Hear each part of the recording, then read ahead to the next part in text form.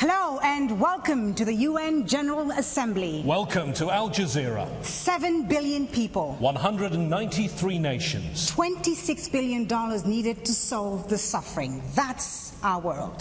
70 years after the UN was created, the next Secretary General needs to confront crisis out there, while leading reform in here. Tonight, in the first ever live televised debate, we'll hear from diplomats and the global community affected by their decisions. And we'll hear from the men and women who believe they're ready to take over from Ban Ki-moon. 12 candidates are vying for the post of UN Secretary General. 10 of them are with us here today on Al Jazeera. And we're joined first by a panel of 5 of them. Let me introduce them to you. We start with Vesna Pusic.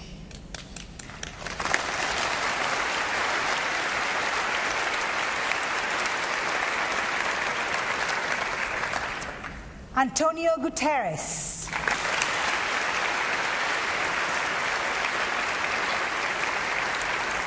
Susanna Malcorra.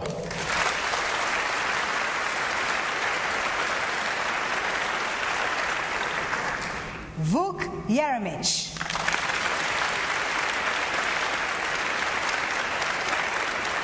And Natalia Gurman.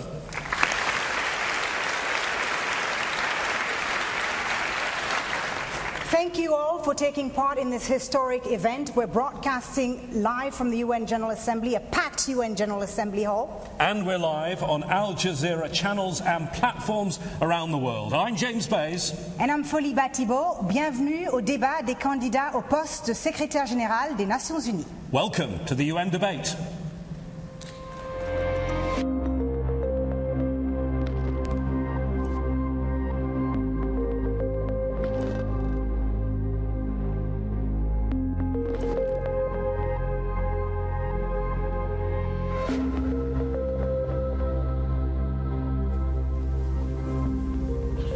Well, let's get things started, and the way we're going to start this is hearing from each of the candidates about themselves and why they want to be the Secretary General of the United Nations. Candidates, you're going to get 90 seconds for this answer to make your pitch, to set out your stall. Let's start with Vesna Pusic, Croatia's Deputy Speaker of Parliament. She's also the former Deputy Prime Minister and Minister of Foreign Affairs. Thank you very much, and thank you, General Assembly. Thank you, President of the General Assembly, for giving us this opportunity. It's really a first, as you know. And why do I want to do this difficult, complicated job in difficult, complicated times? I've done many things in my life. I've taught, I've been a teacher, I've been a civil society activist, I've been a parliamentarian, I've been a minister. But throughout my life, the topic of peace, development, and human rights have been absolutely center stage for me. And whatever I did, I focused on these topics, from looking at my neighborhood to looking at the world. So in that sense, it comes very natural to me to think of the organization that actually has made these 3 topics the center of its activity and interest. But the other thing that motivated me is a deep resentment or antipathy towards cynicism. And there has been a lot, and there is a lot of cynicism in current international relations, national politics, international politics, a lot of sort of playing to the gallery without being prepared to look at the issues. And I want to actually counter that cynicism. This is what I will try. Thank you very much. Next, Antonio Guterres, High Commissioner for Refugees from 2005 until last year, 2015. He was also Portugal's Prime Minister. Well, I'm a candidate because this is the place where I believe I can better help to reduce human suffering and offer better opportunities for people. We live in a dangerous world. We see a multiplication of new conflicts. Old conflicts never die. And conflicts are becoming more and more interrelated and interconnected with the global threat of terrorism. At the same time, Climate change and population growth are combining to make the world smaller and resources scarcer. And we see people, common people, more and more divorced in relation to national political establishments, but also international organizations. See, for instance, the EU and even the UN in certain aspects.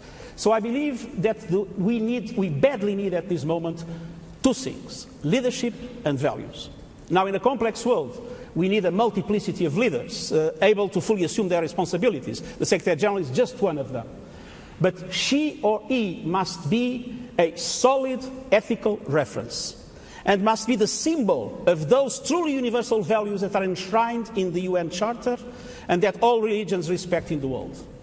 The values that our societies, that are all becoming multi-ethnic, multi-religious and multicultural, need in order to foster inclusion, cohesion, to make people feel they belong, to value diversity, and to confront and defeat political populism, xenophobia, racism, and violent extremism. And I believe those values are the values I've served in all my life. Thank you.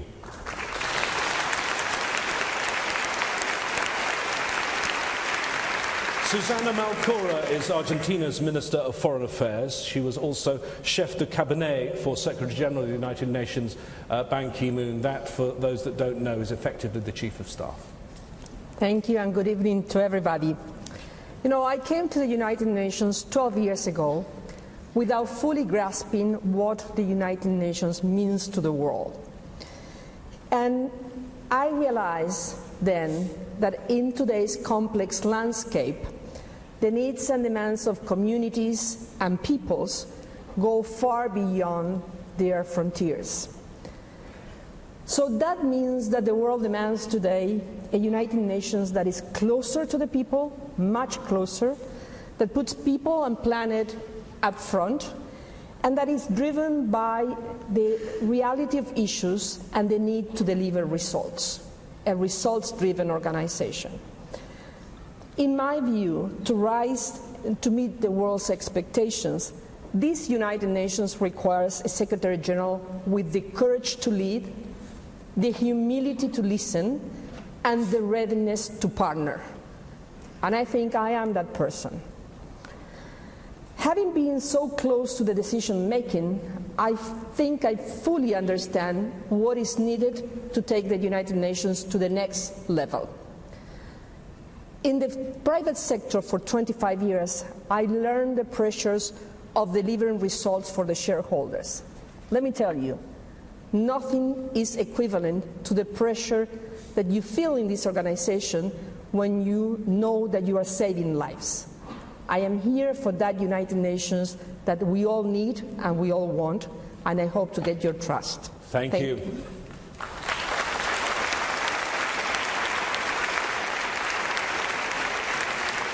Vuk Jeremic served as the president of the 67th session of the United Nations General Assembly. He was also the foreign minister of Serbia.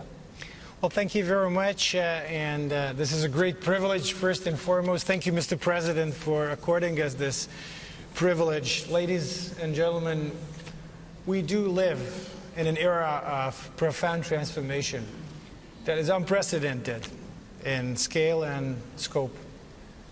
And most of the challenges that are facing humanity in the 21st century are essentially global in nature.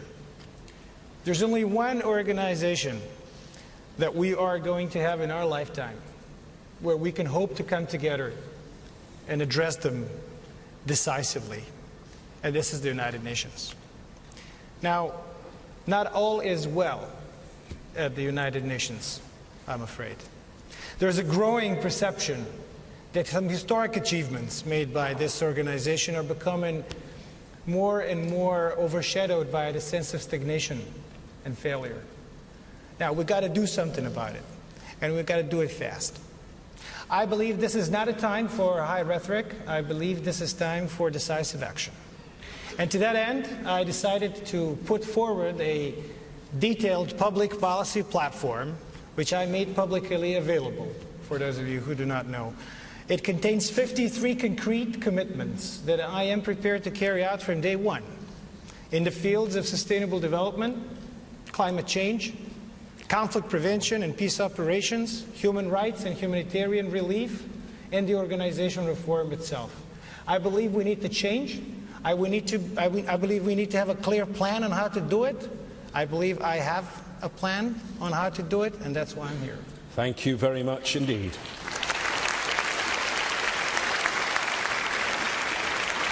Natalia Gurman is the former Deputy Prime Minister of the Republic of Moldova. She was also Minister of Foreign Affairs. Good afternoon, everybody. Pleasure and honor to be here.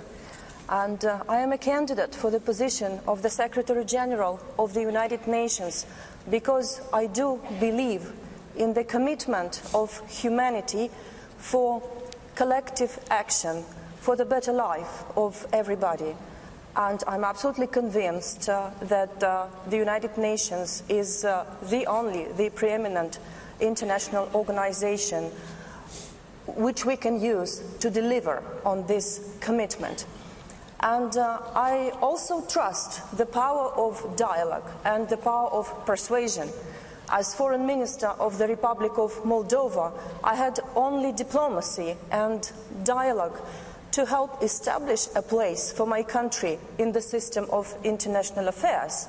And I also bring the first-hand experience of identifying the common ground, even amidst geopolitical tensions, where others might see only differences that serve nobody. And even if I am aware that very often a Secretary General should manage disunity, I think we should all strive for finding common ground and finding unity. And we need this unity whether we are to stop wars and conflicts, tackle the scourge of international terrorism, work on international development, or ensure the highest standards of dignity. This experience I am bringing to the service of the organization and to the service of humanity. Thank you.